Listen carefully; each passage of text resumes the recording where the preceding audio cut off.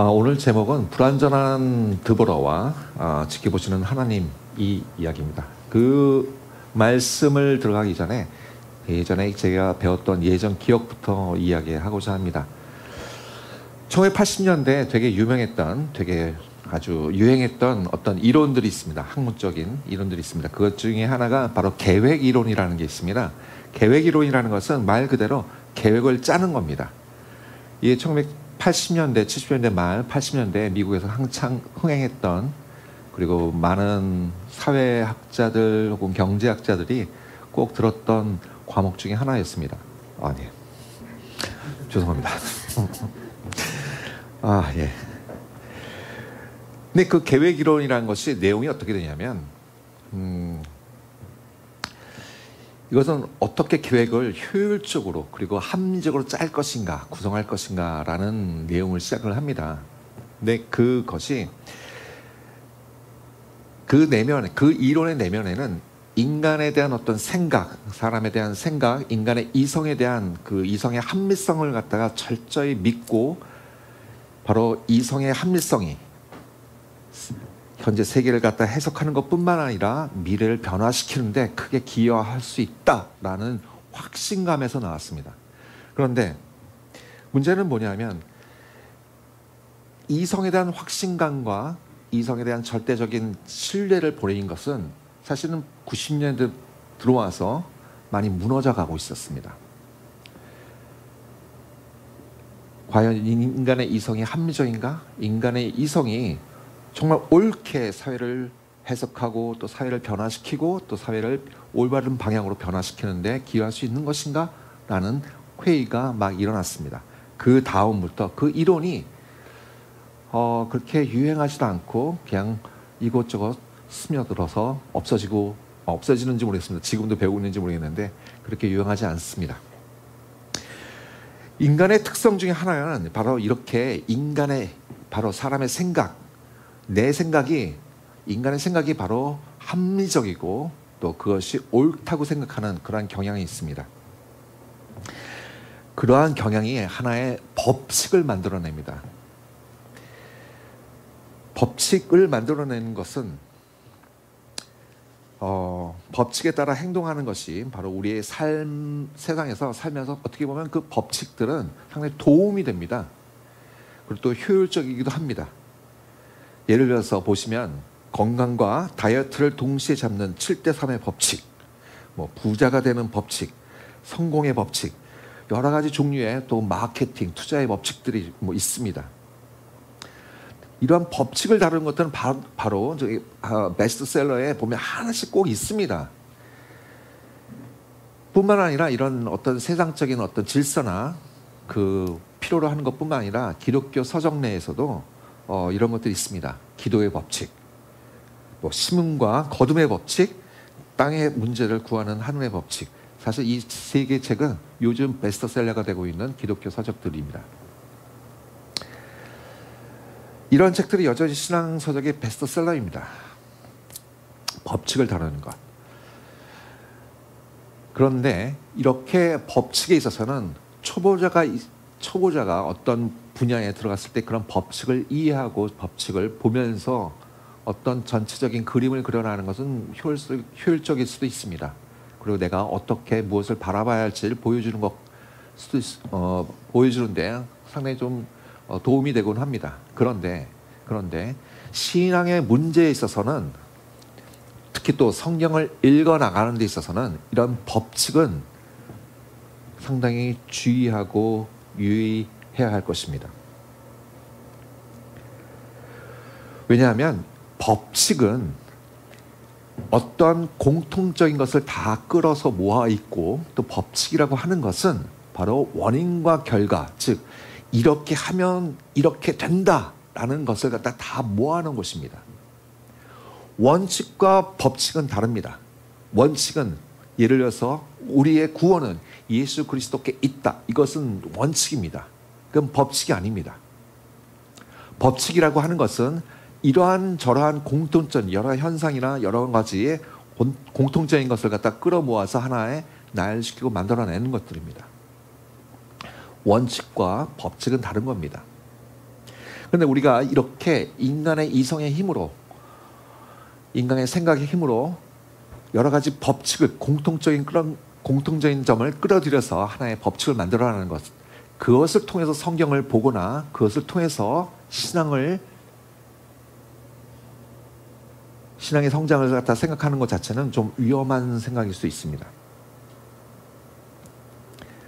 왜냐하면 그런 법칙 안에, 인간이 끌어들여놓은 혹은 인간이 만들어놓은 그 법칙 안에 하나님의 일하심과 하나님의 행하심을 가둬버릴 수 있습니다.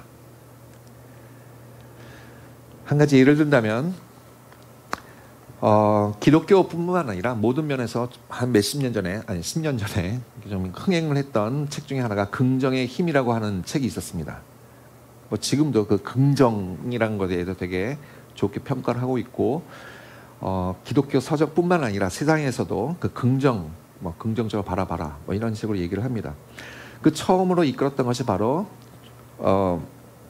조엘 오스틴이라는 사람이 있습니다. 원래 긍정의 힘이라는 책은 원래는 그 제목이 뭐 여러 가지 긴데 이렇게 되는데, 사실은 영어로 읽을까요? 그냥 Your better life now, 7 steps to living at your full potential 이라고 딱 합니다. 7 steps, 7가지 단계. 사실은 긍정의 힘 이런데, 사실은 그 내용은 7가지 단계 이런 식으로 얘기를 하고 있습니다. 한마디로 법칙을 만들어 놓은 겁니다. 이 조엘 오스틴이라는 사람은 목사였는데 성경을 보고선 이렇게 7가지 단계를 하면 보다 나은 생활을 할 수 있다라고 얘기를 하고 그 책을 기술했는데, 상당히 크게 미국 사회뿐만 아니라 우리나라 사회에서도 히트했습니다. 그런데 문제는 결국은 이 사람은 이단이라고 판명이 됐습니다. 왜냐하면 바로 하나님의 이야기, 성경의 이야기를 자기의 성공과 자기가 어떤 행동하는데 합리화시키는데 이용을 했다는 겁니다. 그리고 실제적으로 방송에 나와서 예수 그리스도가 있느냐, 예수 그리스도의 구원을 믿느냐라는 질문에 대하여 나는 아직 확신하지 못한다라고 얘기했습니다. 그래서 그분의 책은 더 이상 나오지도 않고 또 그렇게 유행하지도 않는 것 같습니다. 그러니까 이렇게 성경을 읽어나가는 데 있어서 우리가 법칙을 만들어서 이렇게 되면 이렇게 될 것이다 라는 그런 식으로 법칙을 만들어내는 것은 상당히 유의하고 주의해야 됩니다. 그런 면에서 오늘 읽어본 이 사사기는 우리의 생각을, 그렇게 생각하는 것을 경계시키고 주의시킵니다. 너희가 일상적으로 늘상 바라보던 그런 생각대로 생각하지 마. 하나님의 일하심과 행하심은, 그리고 섭리는 너희들이 생각하는 그 이상이야 라고 하는 얘기를 보여주고 있습니다. 지난 시간에 이어서 사사기를 택했습니다. 그 이유는 이 시대와 상당히 맞는 이야기고, 또 한편 사사기는 큰 책이 있지만 짧습니다. 인물 중심으로 볼 수밖에 없기 때문에 짧고 또 재미있지 않습니까? 감사합니다. 네, 그래서 사사기를 봤습니다. 한번 저번 시간에 우리가 사사기를 봤을 때 전반적인 개괄을 했었습니다. 다시 한번 여러분께 몇 주가 지났기 때문에 요약을 해드린다면, 그때 제가 그 설교에서 강조했던 것은 바로 역사를 바라봐야 된다라는 것입니다.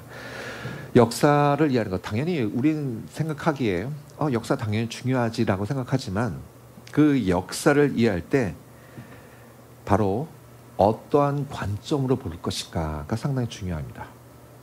우리는 되도록이면 과연 이러한 현상이 벌어지고 이렇게 역사적인 이벤트가 일어나는데 이것에 하나님의 뜻과 마음이 무엇일까라는 그 질문을 항상 던져보는 게 좋습니다.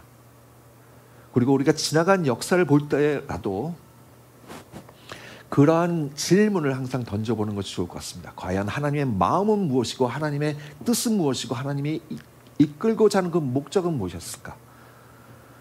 그것을 강조했었습니다.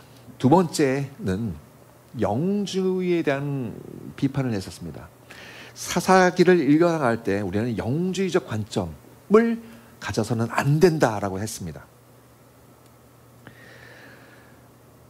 역사, 우리는 심지어 그 하나님께서 그 시대를 그리고 그 사람을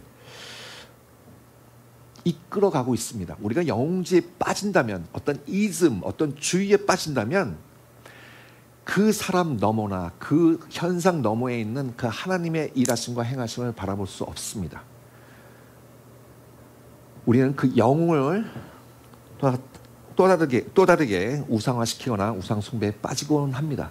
말로는 아니야, 나 하나님 경배해, 하나님 숭배해 라고 얘기를 하지만 우리가 어떠한 영웅주의적 관점으로 저 사람이 지금 이 시대를 구하고 있어, 그 사람만 초점을 맞춘다면 그것은 또 다른 우상주의에 빠집니다. 그렇기 때문에 그 영웅주의 관점을 주의해야 됩니다. 그리고 경계해야 됩니다. 오히려 하나님이 그 영웅을 세우셨을 때, 오늘처럼 그 사사를 세우셨을 때 그 사사의 개인적인 모습뿐만 아니라 왜 그 사사나 그 영웅을 세웠는가라는 그분의 뜻을 바라봐야 할 것이고, 왜 영웅을 통해서 그리고 그 사건을 통해서 하나님께서는 과연 우리에게 무슨 교훈을 주실 것인가를 살펴보아야 됩니다. 그런 교훈을 이해하는데 하나님은 영웅을 세우시고 그 등장 배경을 주의 깊게 살펴봐야 합니다. 그 배경에는 그 시대에서 해결하기 힘든 문제점들이 있습니다. 영웅이 등장을 하는데 그 영웅에 준하는 어떤 사회적 문제나 혹은 악당이 필요합니다. 우리가 쉽게 영화나 혹은 문학이나 혹은 드라마에서 보시면 알 수 있습니다. 우리는 최근에 소위 말해서 히어로 영화들이 많이 있습니다. 영웅들이 나타난 약간 공상과학을 기초로 한 그 영웅이 등장하는 영화들이 많은데, 거기서 보시면 영웅이 등장을 하고 그 영웅보다 더 큰 문제나 더 능력이 뛰어난 악인 혹은 악당을 마주하게 됩니다. 그래서 그 영웅은, 그 히어로는 그러한 악당과 그러한 사회적 조건을 갖다가 뛰어넘습니다. 근데 보시면 거의 우리가 그걸 드라마가 진행할 때 그 영웅의 약점을 보고 영웅이 이렇게 약하지만, 그렇지만 이러한 문제점, 이러한 악인의 어떤 훌륭한 조건과 능력을 뛰어넘어서 혹은 사회 문제, 이 사회 문제가 너무 힘든데 이 한 사람에 의해서 어떤 사회가 변화되고 문제가 해결되는 이런 식으로 바라봅니다. 근데 이것을 갖다 멀리 보시면 이 둘의 관계는 비슷한 무게와 규모를 갖게 됩니다. 다시 말한다면 영웅이 등장해서 쓰레기 분리수거를 하지 않는다는 얘기입니다. 영웅이 나타나서 신부름센터에서 일하는 혹은 고양이 찾아주기, 이런 잃어버린 고양이 찾아주기 이런 일을 하지 않습니다. 그에 합당한 일을 하는 거죠. 그렇다면은 그 환경, 그 배경, 그 대적되는 것이 무엇인가를 살펴보아야 합니다. 그것을 오늘 이 사사기를 읽어나갈 때 갖춰져야 하나의 관점입니다. 저번에는 그 영웅주의를 갖지 말자라고 했지만 그 플러스 영웅이 등장하게 된 그 배경과 영웅이 갖고 있는 그 대적하는 그 상대방의 갈등이 되고 있는 그 상대방의 모습을 보자라는 겁니다.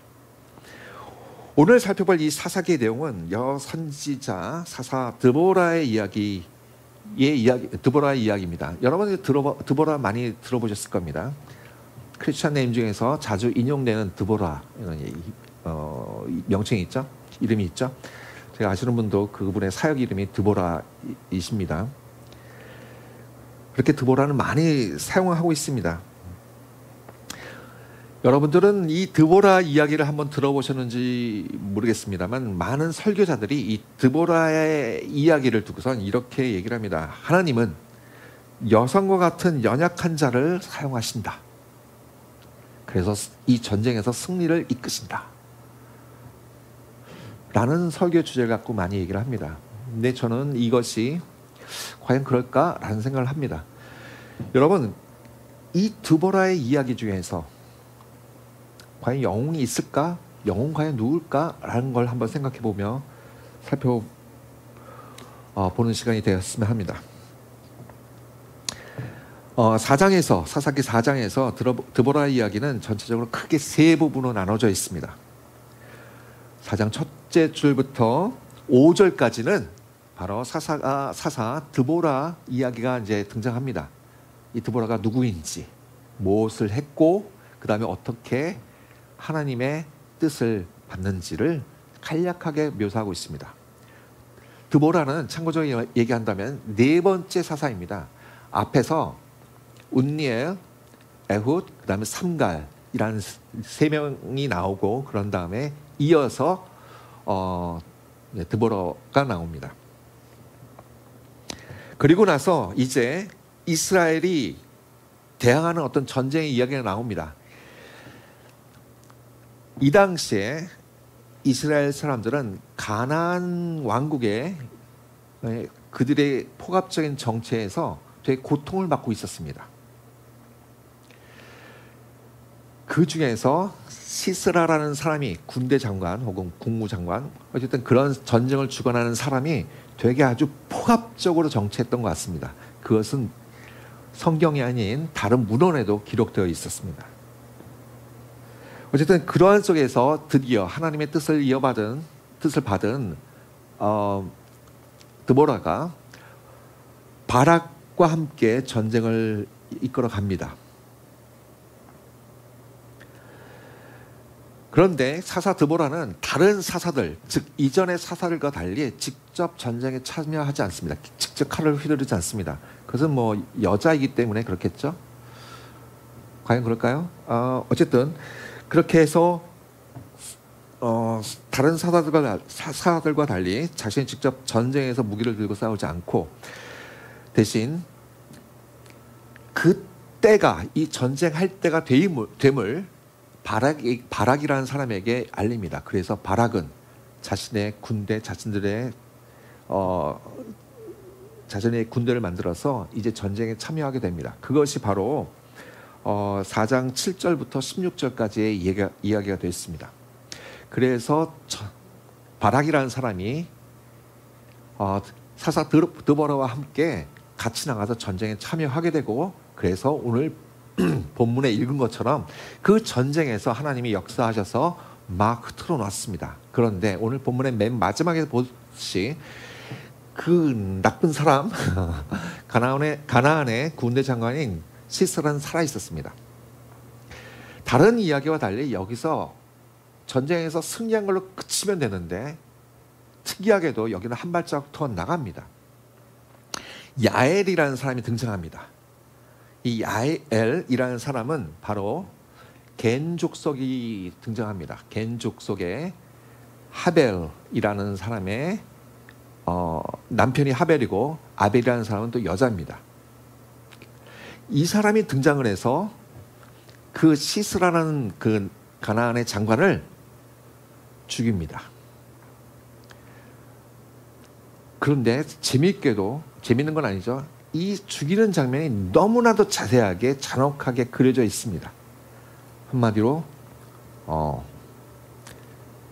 말뚝을 사람 머리에 이렇게 해서 망치를 쳐서 죽였다, 이런 식으로 아주 자세하게 잔혹하게 그려져 있습니다. 어쨌든 야엘이라는 사람도 여성입니다. 여성이 등장을 해서 결국 그 전쟁의 종결점을 야엘이라는 사람이 끝냅니다. 이것이 4장 17절부터 24절까지입니다. 그런데 여기서 끝나는 것만이 아니라 재밌게도 이제 이 이야기의 마지막 부분인 사사 드보라가 하나님께 찬양하는 내용이 아주 길게 나옵니다. 그것이 바로 5장의 내용입니다. 4장이 1절부터 24절인데 5장의 내용은 1절부터 31절까지 되어 있습니다. 더 깁니다. 이 5장의 내용은 원래는 찬양입니다. 거의 다 찬양입니다. 여호와께 찬양합니다.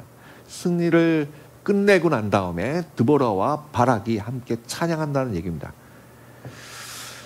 이 부분도 간략히 본다면 세 부분으로 나눌 수 있습니다.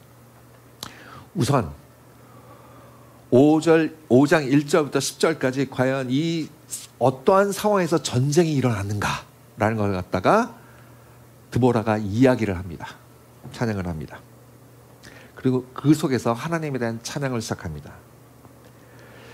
자, 그런데 그 다음에 우리가 이 전쟁, 그 드보라와 바락이 싸웠던 이 전쟁 이야기 4장의 내용에서 알지 못했던 이야기가 나옵니다. 바로 5장 11절부터 5장 11절부터 그 얘기가 전쟁에 참여했던 사람 부족과 참여하지 않았던 부족을 갖다가 드보라가 하나님을 찬양하는데 그 얘기를 꺼내놉니다. 하나님을 찬양하는, 이 전쟁 승리했는데 하나님, 얘네들은 얘네는 참여했고 그래서 열심히 했고 이쪽 부족들은 참여하지 않았어요. 약간 조롱 섞인 투로서 나쁘다고 아주 얘네들 못했어요 이런 것은 아니고 조롱 섞인 투로, 예를 들어서 르우벤 족속을 갖다가 얘네가 아직 의사결정을 잘 못했네요, 빨리 결정을 못했네요 하는 식으로 얘기를 하면서 조롱하는 식으로 참여하지 않은, 그 전쟁에 참여하지 부족에 대해서 얘기를 하고 있습니다.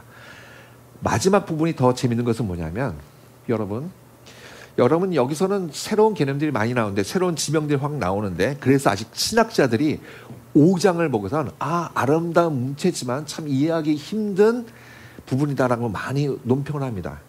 근데 그 중에서 재밌는 것은 뭐냐면 5장에서는 바로 시스라, 아까 그 죽임을 가나안 군대 장관 그 사람의 어머니가 등장을 합니다. 재미있게도 어머니가 등장을 합니다. 그래서 그 이야기가 끝납니다. 참 재미있죠? 왜냐하면 어머니가 어떻게 알아요? 우리가 이런 말을 그 시스라, 더군다나 그 가나안에 있던 사람인데,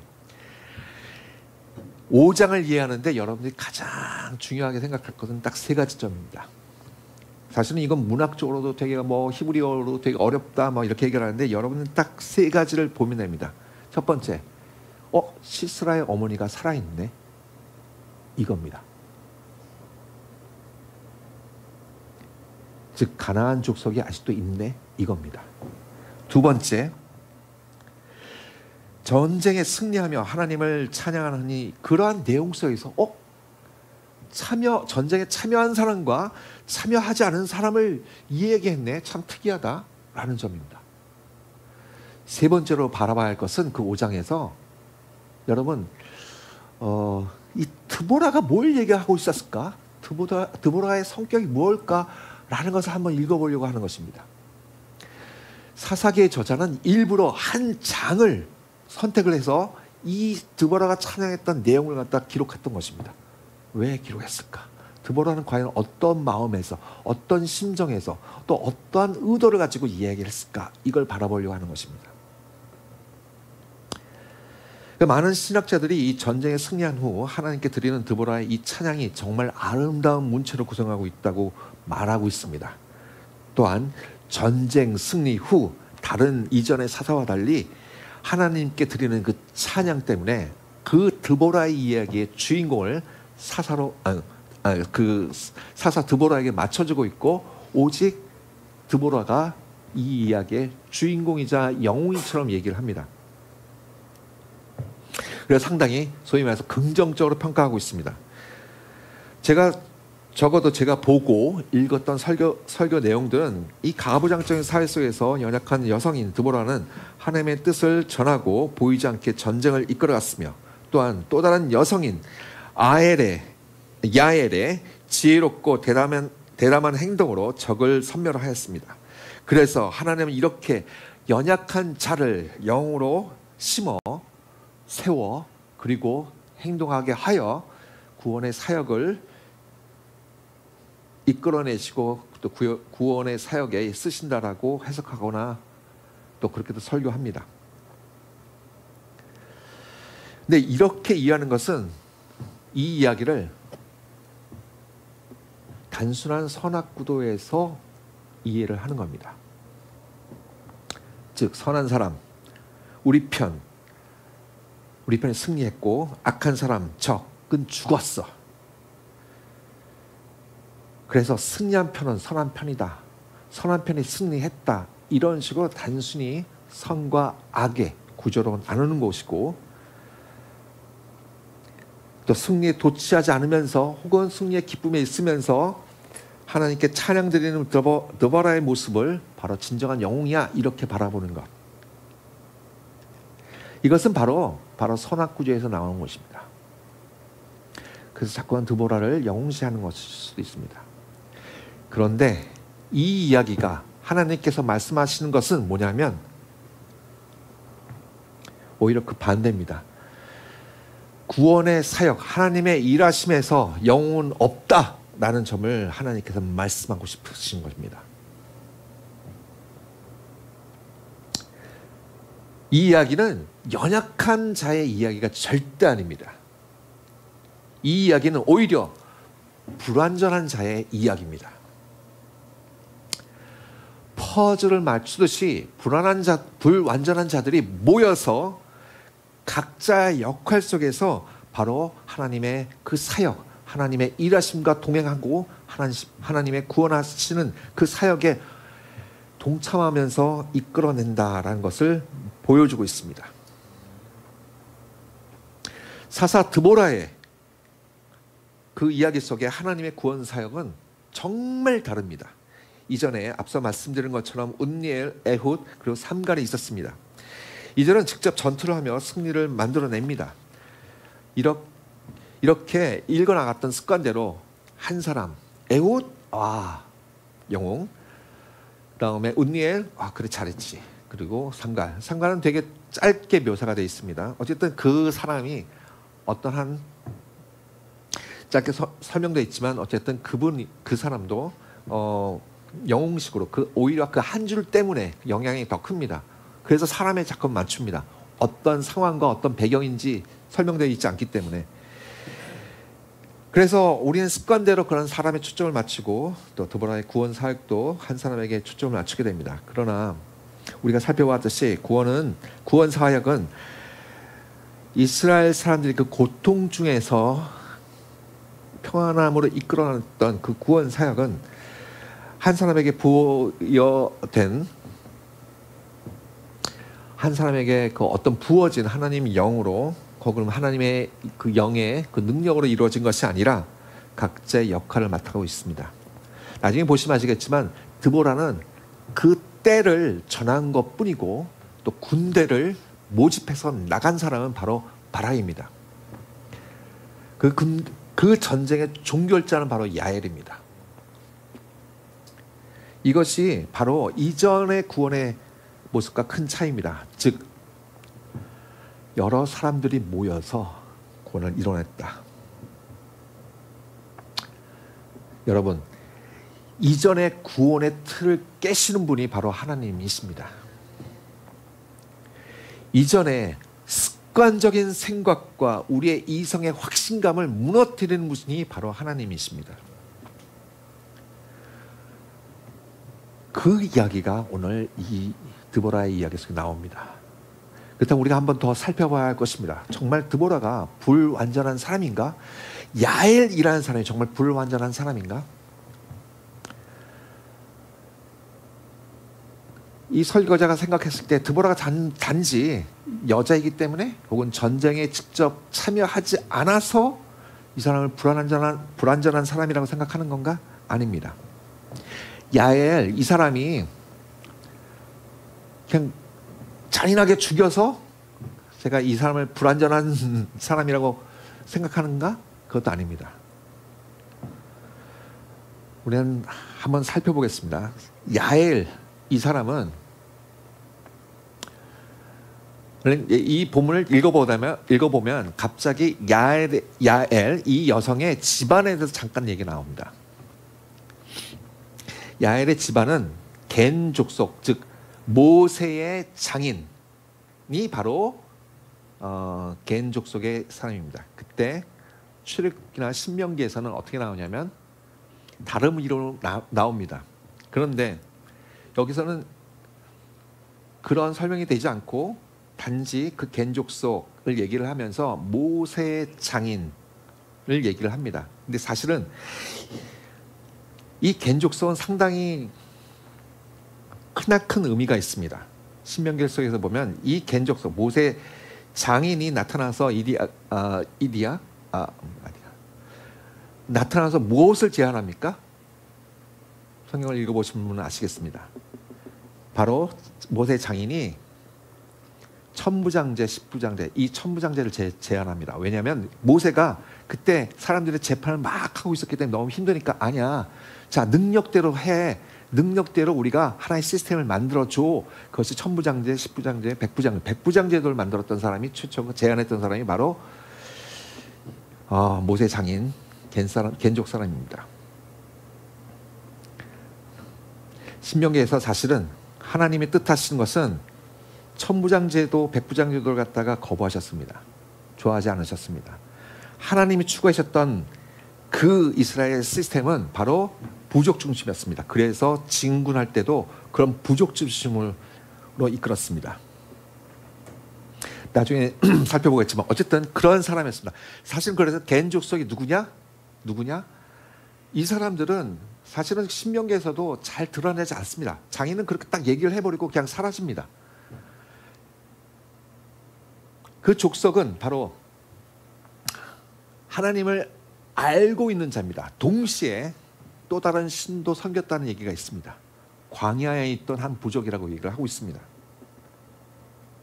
그래서 정확하게 이스라엘 북쪽, 즉 하나님을 경외하는 부족으로 들어가지 않고 또 하나님을 갖다 아예 모르는 족속도 아니었습니다.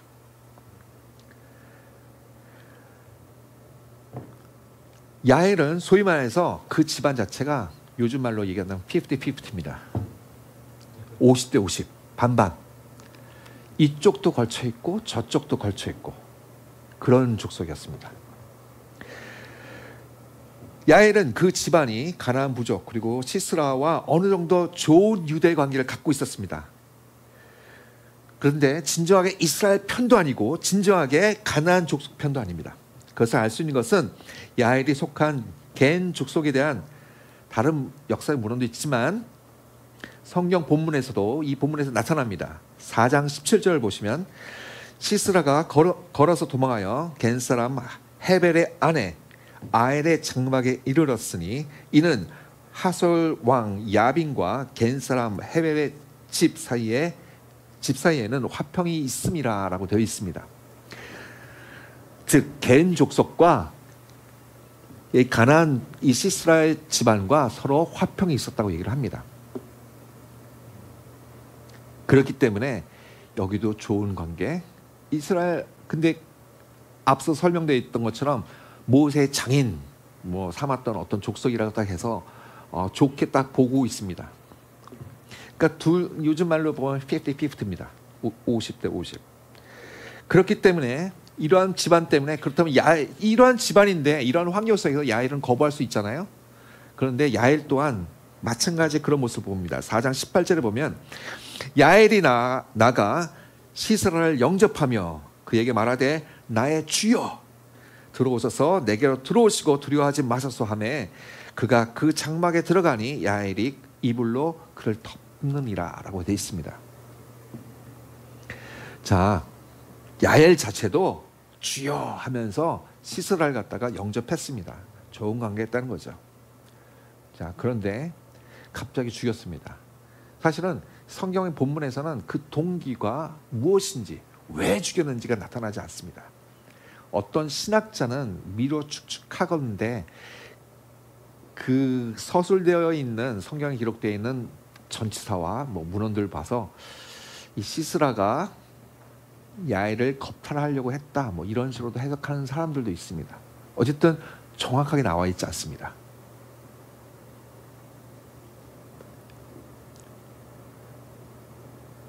보통 보면 하나님의 편에 서서 하나님의 일을 사역을 하는 사람에 대해서는 분명히 성경의 기술자는 얘기를 합니다. 하나님 편에 섰다, 하나님의 영이 임했다라는 식으로.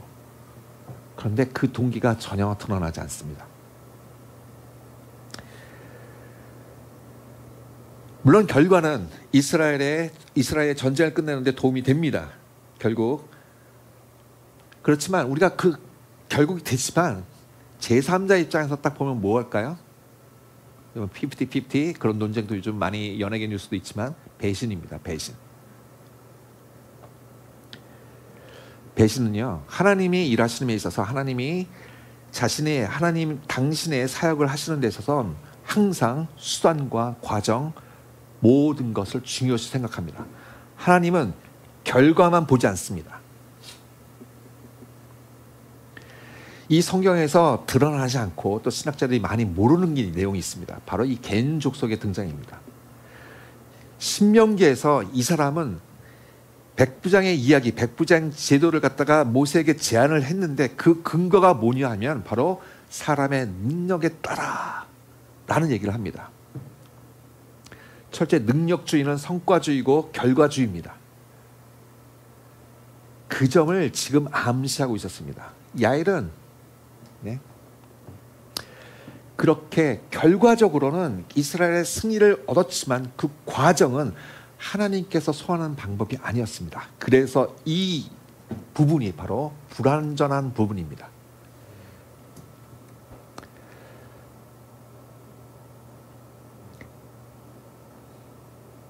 하나님께서는 수단, 방법, 과정, 결과까지 지켜보시는 것이 바로 하나님이십니다. 드보라를 한번 볼까요? 드보라는 처음에 4장 1절부터 7절까지 설명해서 있어서는 먼저 드보라 이 사람은 맨날 기도하다가 사사로 하나님의 영이 임해서 받은 것이 아니라 그 지역 내에서 재판을 담당하고 있었습니다. 지금 말로 얘기한다면 되게 똑똑한 사람입니다. 엘리트입니다. 한편은 영적인 지식뿐만 아니라 그렇기 때문에 하나님께서 그를 사사로 임명했겠죠. 사사로 세우셨겠죠. 또 한편 현실적인 거에 있어서도 되게 지식이 높은 사람입니다. 그러면 아시겠죠? 성격이 보통 사람이 아닙니다. 옳고 그름을 확실히 판별짓는 사람입니다. 세상의 지혜뿐만 아니라 세상의 지식뿐만 아니라 영적인 지식도 있던 이런 분, 훌륭한 분입니다. 그렇게 두 가지를 다 갖추고 성격조차 강직하고 단호합니다. 그런데 말이죠, 5장에서는 이전까지 드러나지 않았던 드보라의 모습이 등장합니다. 5장 7절에서 보면요, 이렇게 나와 있습니다. 이스라엘에는 마을 사람들이 그쳤으니 나 드보라가 일어나 이스라엘의 어머니가 되기까지 그쳤도다 라고 되어 있습니다. 어느 신학자도 이 점을 얘기하지 않습니다. 이스라엘의 어머니라고 딱 되어 있는데 여러분, 이것은 상당히 관용적인 표현입니다. 성경을 읽어보신 분들은 이렇게 어떤 사람을 어머니라고 칭했던 것은 그렇게 많은 경우가 없습니다.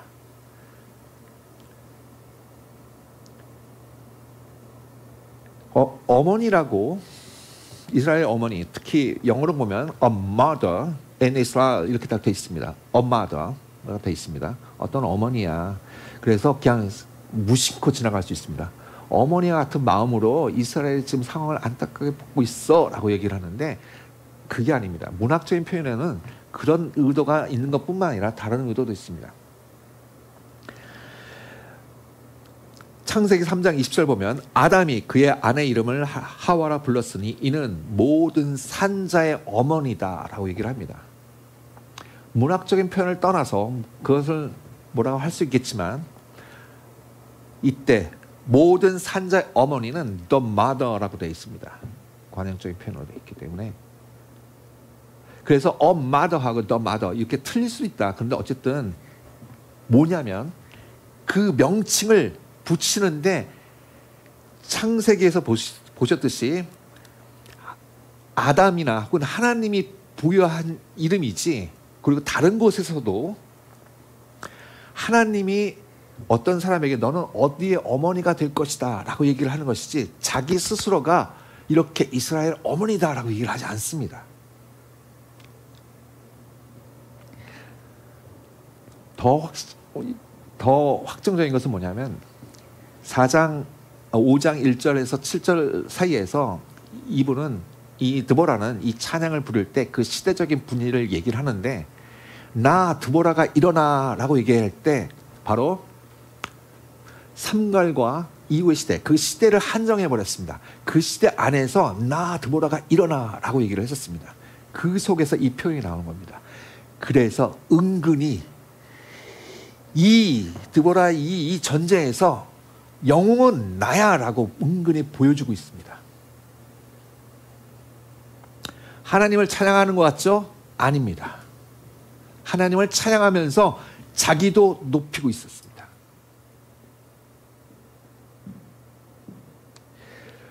두 번째 드보라 찬양을 살펴봐야 할 점은 바로 아까 말씀드린 것처럼 참여한 부족과 참여하지 않은 부족을 나누고 있다는 점입니다.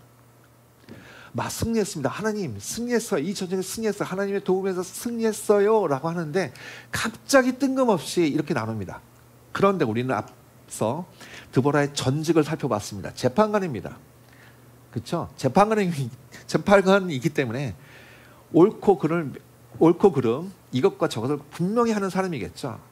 근데 한편 그래요. 우리가 지금 상황에도, 지금 현재 가치 기준에서 봤을 때도 아무것도 안 했는데, 같이 일하기로 했는데 아무것도 안 했는데 갑자기 숟가락 꾹 얹으면서 자 나도 같이 했어요 라고 하면 되게 얌체 같지 않아요?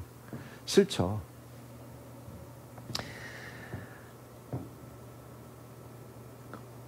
그런데 그것은 세상의 기준입니다. 하나님의 일에서는 하나님의 기준으로 살펴봐야 됩니다. 하나님 앞에 하나님께 드리는 찬송에서 그 전쟁, 이스라엘 부족들이 다 고통받고 있는 전쟁 속에서 상황 속에서 이 전쟁에서 참여한 부족과 참여하지 않은 부족을 나눈다는 것 자체가 무슨 의미가 있겠습니까? 그것은 여러분 그걸 볼 때 하나님 입장에서는 어떠한 느낌을 받겠습니까? 이들이 추구하는 건 뭘까? 이 드보라가 얘기하는 건 뭘까요? 옳고 그름? 그걸 명확히 나눈다고 하지만 이성적인 판단으로서 옳고 그름, 이 전쟁에서 얘는 이렇게 했어요, 쟤는 이렇게 했어요 라고 했지만 그 속에 사랑이 있었습니까? 그 속에 긍휼이 있습니까? 그 속에 예수 그리스도가 보여주신 그 대속의 의미가 있었습니까?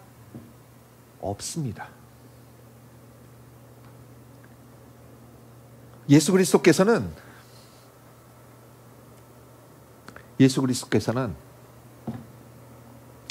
우리의 죄를 위하여 대신 죽으셨습니다.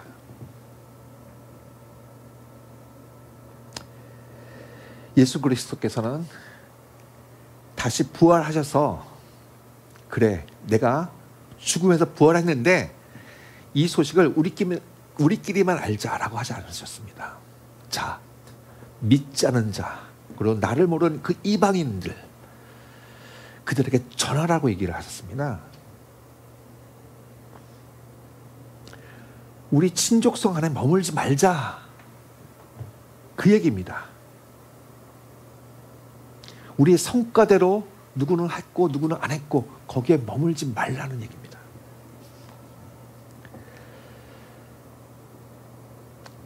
이렇게 드보라는 네 편 알게 모르게 그렇게 나눴습니다.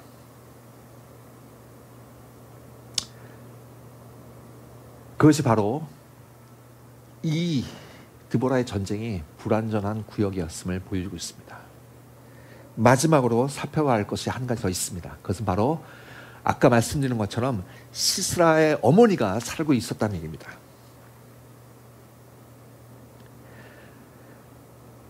여러분, 이 사사기 전체를 관통하고 있는 시대 사명을 꼭 기억을 해야 됩니다. 사사기를 읽어나갈 때 바로 3장 1절에서 4절, 바로 이 시대적 사명, 이 시대적 조건이 서술되어 있습니다. 여호와께서 3장 1절 보시면 여호와께서 가나안의 모든 전쟁들을 알지 못한 이스라엘을 시험하려 하시며 이스라엘 자손의 세대 중에 아직 전쟁을 알지 못하는 자들에게 그것을 가르쳐 알게 하려 하사 남겨두신 이방 민족들은 블레셋의 5 군주들과 모든 가나안 족속과 시돈 족속과 바알 헬몬 산에서부터 하맛 입구까지 레바논 산에 거주하는 히윗 족속이라. 남겨두신 이 이방 민족들을 이스라엘을 시험하사 여호와께서 모세를 통하여 그들의 조상에게 이르신 그 명령들을 순종하는지 알고자 하셨더라라고 되어 있습니다.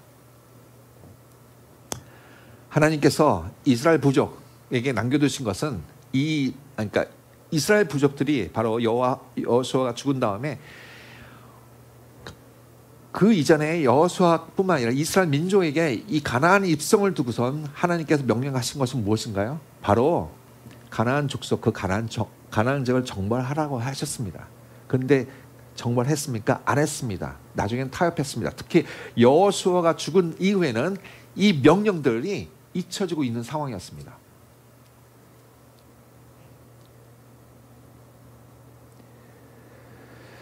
하나님의 명령이 우리는 놓치고 있는 점이 있습니다. 성경을 읽어나갈 때 하나님의 명령에 순종하는지 보라 했는데 앞서 본 것처럼 드보라가 바락에게 얘기를 합니다. 자, 이때가 전쟁할 때야. 자, 전쟁에서 나가. 라고 했는데 바락은 그에 순종을 했습니다. 그것만 모십니다. 그 차원이 아니라니까요. 그 명령만 있다는 게 아니라는 겁니다. 이 사사시대는 그 사사시대를 관통하는 하나의 시대적인 사명과 소명이 이스라엘 부족에게 그리고 사사에게 부여되어 있습니다.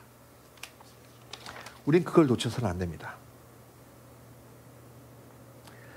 결국 드보라의 찬양 속에서 어떤 이유에서든지 시스라의 어머니가 낳았다는 얘기는 아직도 이 이스라엘 민족들이 가나안 족속을 선멸하지 못했다, 정리하지 못했다. 그 하나님의 명령을 지키지 못하고 있다는 겁니다. 여러분, 사사기를 처음 들었을 때 가장 무서운 이스라엘 사람들이 가나안 지역으로 딱 들어왔을 때 그 가나안 지역에서 가나안 부족들 여러 민족들을 보고선 가장 두려워했던 것이 무엇이냐면 바로 철병거였습니다. 철병거는요, 현대식 말로 얘기한다면 최신 무기입니다. 그 최신 무기가 지금 오늘 이 사사 드보라의 이야기 속에서는 900대나 갖고 있었어요. 한 장관이 900대를 갖고 있었고 그 장관을 통해서 많은 군대가 형성이 됐는데 그것을 하나님이 싹 쓸어버리셨습니다. 그런데 그렇다면 뭐죠? 적은 아무 무기가 없어요. 이제 이스라엘 민족들은 이스라엘 부족들은 한 발자국 더 나가서 싸우면 됩니다. 그러면 그 시대적 소명, 하나님께서 명령하신 그 말을 지켜나가게 되는 겁니다. 그런데 시스라의 어머니가 살아있어요. 근데 거기서 만족했다는 거죠. 그래서 이 드보라 사사가 시대적인 사명과 시대적인 소명을 깨닫지 못하고 있었다는 겁니다. 그래서 이 싸움은 불완전한 구원의 싸움이라는 겁니다. 여러분, 불완전한 시대에 불완전한 사람들이 만들어내는 것, 바로 불완전한 구원이었습니다. 그래서 이전과 달리 겨우 40년 동안 평안했을 수밖에 없습니다. 근데 우리가 생각해 보시면 불완전한 상황 속에서, 불완전한 세상 속에서 불완전한 자를 위해서 완전한 자가 오셨습니다. 그것이 바로 예수님이십니다. 그것이 바로 하나님의 구원의 사역입니다. 우리는 이 드보라의 이야기를 보시고 우리의 습관적인 생각을 깨트리고 그리고 우리가 갖고 있던 예수 그리스도가 얼만큼 그리고 하나님의 섭리가 얼만큼 큰지를 다시 깨닫는 시간이 되어야 됩니다.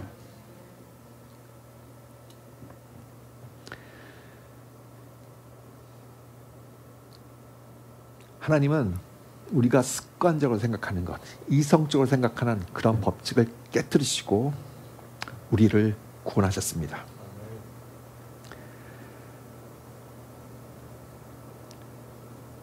오늘 또 본문에서 우리가 또 살펴봐야 할 점은 바로 지켜보시는 하나님입니다. 앞서 그 시대적인 사명을 사사들에게 부여를 했는데, 그 이스라엘 부족들에게 부여를 했는데 이 사사들은 깨닫지 못했었고, 그 이전에 하나님께서는 지켜보신다는 말씀하셨습니다. 명령에 준수하는지. 그런데 사사들은 오로지 그 상황에서의 명령만 생각했지, 시대적인 상황에 시대적인 소명과 그 명령을 갖다가 깨닫지 못하고 있었습니다. 하나님은 지켜보신답니다. 여호와 하나님은 고난이나 여러 어려운 삶의 문제를 두시고 그것을 우리가 어떻게 맞서고 반응하는지 지켜보고 있으신가요? 사실 그렇습니다. 여러분들 어떤 문제가 있는지, 어려운 문제 아십니다. 그걸 지켜보고 계세요. 어떻게 반응하는지. 그 이야기가 바로 오늘 사사기의 3장에 서술되는 얘기입니다. 그런데 이렇게 하나님이 우리의 어려운 문제만 두시는 건가? 하나님은 정말 좋은 문제로 우리에게 먼저 주십니다. 그리고 반응을 보십니다. 하나님은 지켜보십니다. 이것이 바로 하나님의 원칙입니다. 창세기 2장 19절을 보시면, 여호와 하나님이 흙으로 각종 들짐승과 공중의 각종 새를 지으시고 아담이 무엇이라고 부르나 보시려고 그것들을 그에게로 이끌어 가시니 아담이 각 생물을 부르는 것이 곧 이름이 되었다라고 하셨습니다. 여기도 보시면 하나님은 아담을 창조하셨죠. 아담의 사역이 맡겨진 것이 바로 생물에, 하나님께서 창조하신 그 생물들에게 이름을 붙여진 것이 바로 그 사역이었습니다. 근데 하나님께서는 자, 아담 동물을 가지고 이끌고 오시면 자, 뭐라고 하는지 지켜보십니다. 하나님께서는 아담이 이 생물에, 내가 창조한 본질에 잘 맞춰서 이름을 붙이시는지 그걸 보고 계시는 겁니다. 그게 알맞게 붙여졌으니까 하나님께서는 그래, 잘했구나 해서 가시는 겁니다. 또 다른 생물을 가져오시고, 하나님은 우리에게 이렇게 좋은 일조차도 먼저 주시고 그리고 그 반응을 지켜보시는 하나님입니다. 이건 법칙이 아니라 원칙입니다.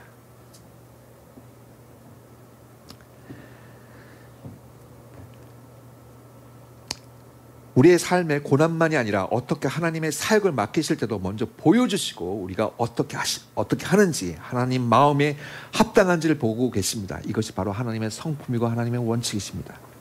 오늘 사사 드보라의 이야기는 불완전성은 바로 사사로서 그 시대적인 사명과 소명, 하나님의 뜻과 섭리를 깨닫지 못한 데서부터 비롯됩니다. 전쟁을 시작하라는 하나님의 말씀을 전하는 것이 바로 순종의 끝이 아닙니다. 사사가 전하는 대로 두려워하지 않고 전쟁을 시작했다는 것이 또 순종의 끝이 아니라는 것입니다. 당장의 승리만이 아니라 시대적 사명과 소명, 그리고 그 명령을 알고 행하는 것, 그리고 그 한 발자국 더 나가서 하나님의 마음에 합당한지를 지켜보시는 것입니다. 드보라의 이야기 속에서는 한 발자국 더 나가지 못하고 그 새 시대적 사명을 깨닫지 못했기 때문에 불완전함이 있습니다. 결국 불완전한 세상과 불완전한 자들의 불완전한 구원을 맺었다는 것입니다. 그렇기 때문에 이 이야기 속에서는 영웅은 없습니다. 이제 정리하겠습니다. 그런데 이 정리에 앞서서 우리가 맨 마지막에 바라봤던 지켜보시는 하나님, 이걸 생각해 보고자 합니다. 최근에 우리 교회에서, 이 어린 양 교회에서 많은 일들이 기쁘고 참 그리고 선하고 또 기대를 갖게 되는 일들이 많이 벌어지고 있습니다. 어쩌면 우리는 그러한 것들이 하나의 이벤트로 생각할 수 있습니다. 아, 좋은 일 있었네. 그리고 늘상 교회가 하는 것처럼 세례를 받았네, 이런 식으로. 그런데 오늘 우리 말씀에서 본 것처럼 하나님은 지켜보십니다. 우리가 예상치 못했던 그러한 일들이 벌어졌을 때 우리는 즐겁고 기쁘지만, 또 우리가 생각해야 할 것은 이러한 일을 행하신 하나님께서 우리가 무엇을 하는지, 이것에 대해 우리가 어떻게 반응을 하는지 지켜보고 계신다는 것입니다. 그렇기 때문에 이 교회는 진짜 지금 변화의 때를 맞이하고 있습니다. 하나님은 우리가 생각하지도 못한 일, 또 원인과 결과라는 세상 속의 법칙을 뛰어넘는 일을 행하고 계십니다. 그리고 때로는 그 기쁨을 맛보게 하십니다. 그 행사로 어떤 특정한 예배로 그 만남이 끝난 것이 아닙니다. 이제 하나님은 우리의 반응을 지켜보고 계십니다. 지난 몇 주부터 몇 달부터 또 하나님께서 버리신 놀라운 일 속에서 바로 우리가 가져야 할 시대적 사명과 소명을 깨닫고, 그리고 앞으로 예비하고 준비하는 시간을 가져야 할 것입니다. 그것이 바로 하나님께서 이 교회의 그 일하심 속에서 보고 싶어하는 우리의 반응이실 겁니다. 그러한 점에서 하반기부터는 전 교회 차원에서 성경 말씀 공부하기로 한 것이 바로 올바른 반응이 아닌가 생각이 듭니다. 제가 말씀드리고 싶었던 것은 교회니까 성경 말씀 공부하는 거 당연한 거 아니겠어가 아니라는 겁니다. 우리는 앞으로 교회 행사, 이 성경 말씀 공부하는 데 있어서 목적이 생기고 기대를 하게 되는 겁니다. 우리가 성경 공부로서 하게 된다는 것 자체가 이제는 하나님의 뜻에 우리가 반응해서 하나님의 목적과 하나님의 뜻을 실현하는데 우리가 나가겠습니다 하는 반응이었던 것입니다. 어린 양 교회가 계속해서 우리에게 임할 사명을 말씀으로 예비하고 또 준비하고 기도하는 것이 진정으로 하나님께 원하시는 것입니다. 교회에서 늘상 하는 성경 공부이고 기도가 아니라는 것입니다. 어린 양 교회를 통해 앞으로 더 크게 하나님의 일하심을 감당하기 위해 우리는 이 교회를 통해 하나님의 나라를 증거하고 또 전하는 순례자이자 제자가 되어가며, 우리는 이 교회에 맡겨진 시대의 사명과 소명을 깨닫고 순종하는 그 때를 아는 파수꾼이자 청직입니다. 그것이 되기 위해서 훈련하고 준비하는 교회가 되어야 할 것입니다.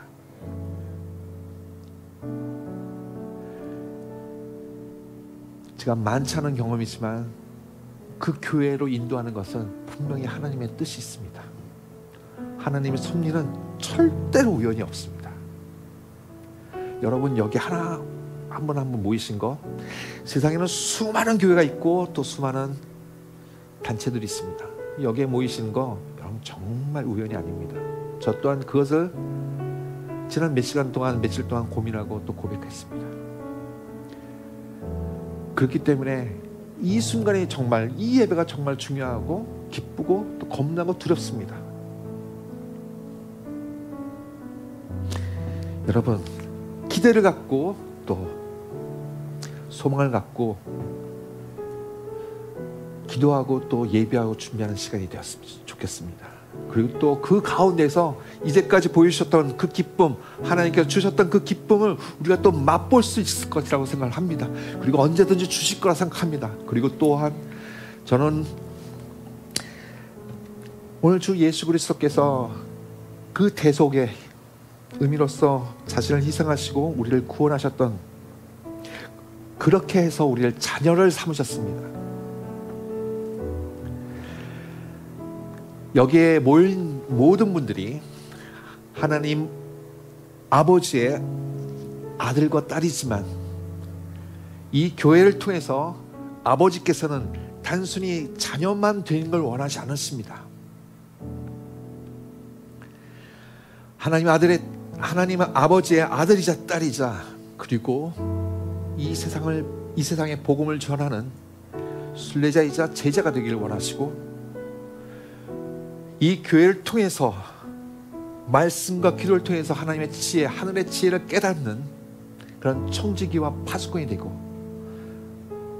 그렇게 되기를 원하실 것입니다. 저는 그 교회를 감당하는 그런 어린 양 교회가 되기를 간절히 축원하고, 여러분도 그 길에, 그 길 속에, 축복의 길 속에 함께 하실 것이라고 믿습니다. 기도하시겠습니다. 아버지, 감사합니다. 늘 두렵고 떨리는 마음으로 아버지 설교를 합니다. 제발 아버지의 뜻을 잘 전하기만을 간절히 기도하며 올라왔습니다.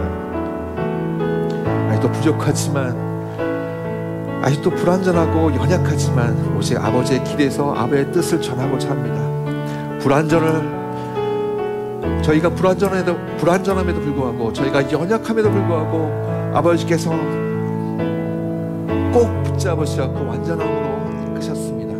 아버지, 저희가 이 교회에서 드리는 기도가 아버지께서 꼭 들어주시고 아버지께서 살아계심을 증거하는 교회가 되게 하여 주시옵소서.